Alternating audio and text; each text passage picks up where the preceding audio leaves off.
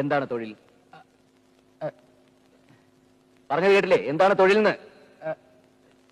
Sub inspector of police. ഞാൻ ഈ കോടതി പറഞ്ഞെല്ലാം വ്യക്തമായിട്ട് കേട്ടില്ലേ? എല്ലാം കേട്ടു.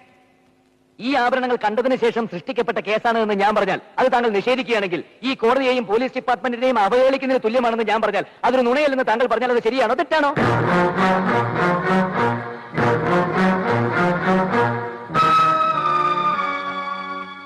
അല്ലാതെ ശരിയാണോ തെറ്റാണോ? തെറ്റാണ്. തെറ്റാണോ? Thank U.